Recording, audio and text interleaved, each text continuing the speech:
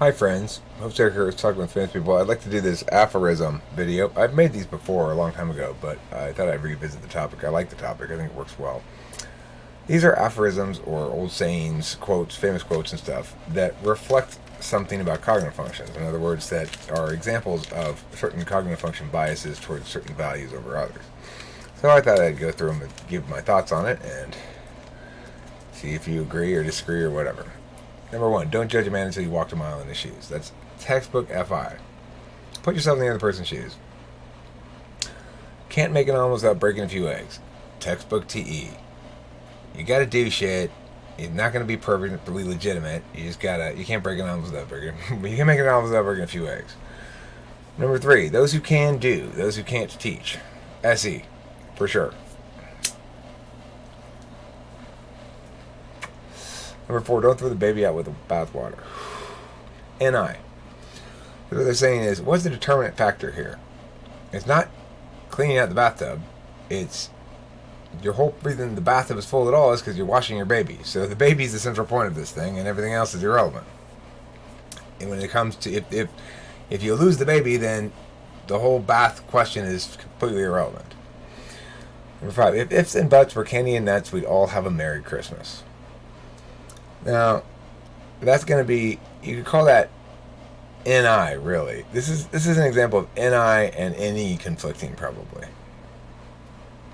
NE would say, well, if ifs and buts were candy and nuts, we'd all have Merry Christmas, then what else could make us a Merry Christmas, and how can we ensure that those ifs and buts become candies and nuts?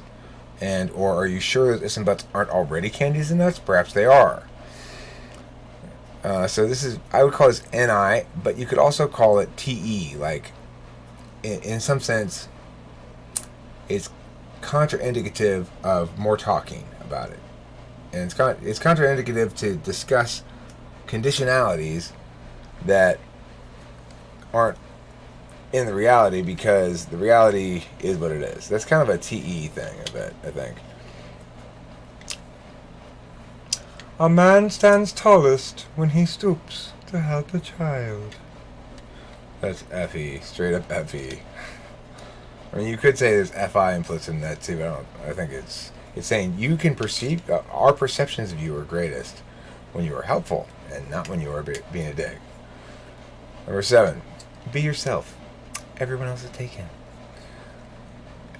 I mean, obviously an FI value, but more specifically what it is it's counter FE. It's saying FE's bad. Don't listen to FE. FE's inauthentic.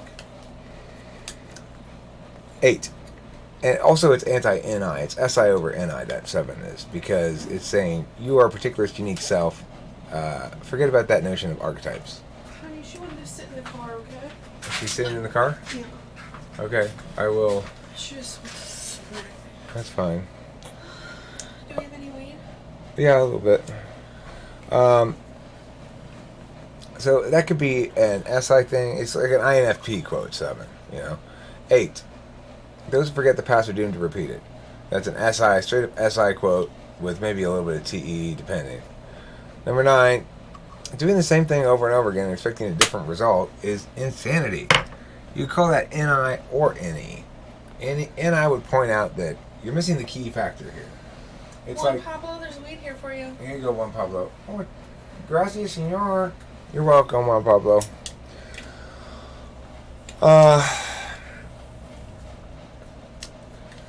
So NE would say you need to change it up, but it's really more of an NI thing possibly, because it sounds like the sort of thing you tell an alcoholic, right?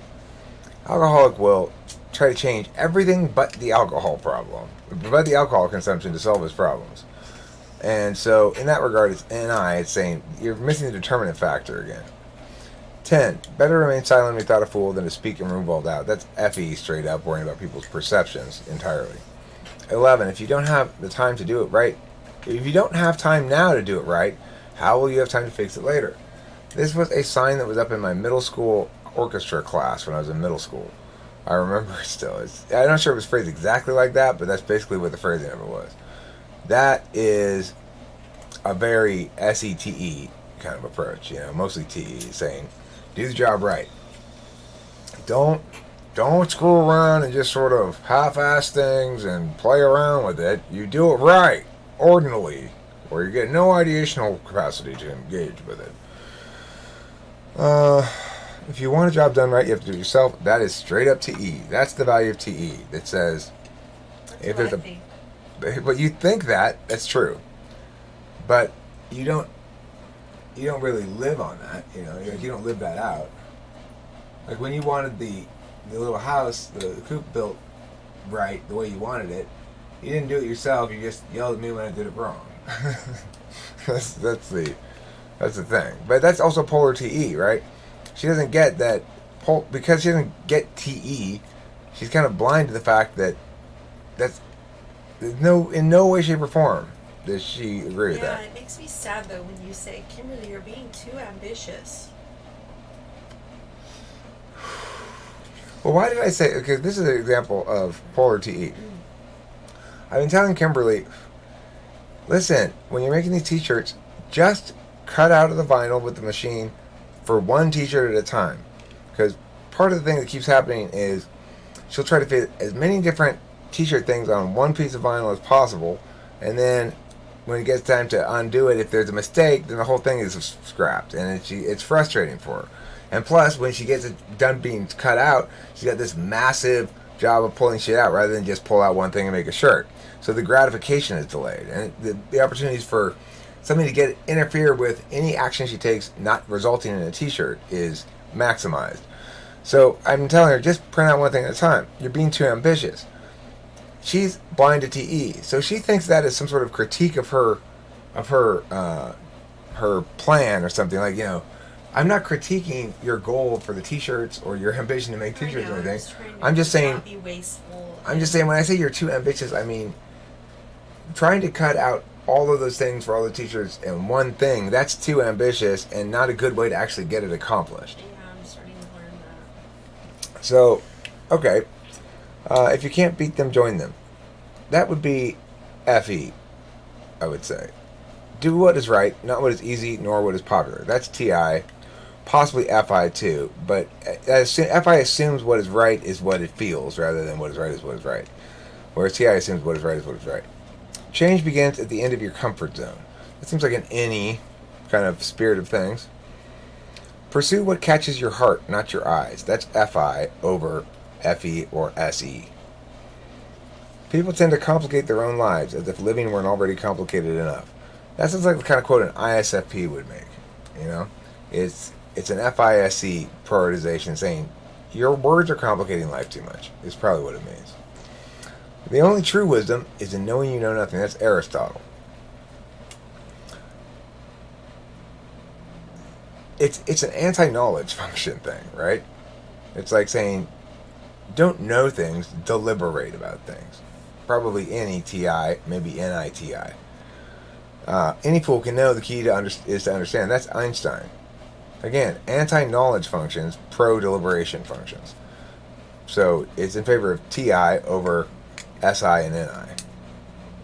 And then the last one, knowledge is power. Well, that's a pro-knowledge function aphorism. And it's in favor of both SI and NI. Saying not having to deliberate about something, already knowing the thing when you're going in, is powerful because you don't have to do the processing thing. You can be more effective interfacing with this thing. When people use words like knowledge and wisdom and intelligence, it usually means capacity to deliberate effectively. And wisdom means that basically a good rate of predictive success between deliberative outcomes and actual outcomes. And then knowledge refers to stuff you already know. So it's like you've learned the most stuff total. The person who has the most knowledge is the person who's learned the most stuff. The person with the most wisdom is the person who applies their knowledge, I guess, most effectively over time. And the person with the most intelligence is the person who can deliberate most quickly or effectively on something, as the words are normally used. So that's a little thing about aphorisms. I hope you enjoyed it. If you would like to see me do another one of these aphorism videos, then please put in the comments any aphorisms you'd like to see me talk about, and I'll eventually make another one of these aphorism videos, taking the aphorisms from the comments and go over them and say what I think their cognitive function alignments are. So thanks again for watching, and Don't forget to eat punchies. Okay, bye.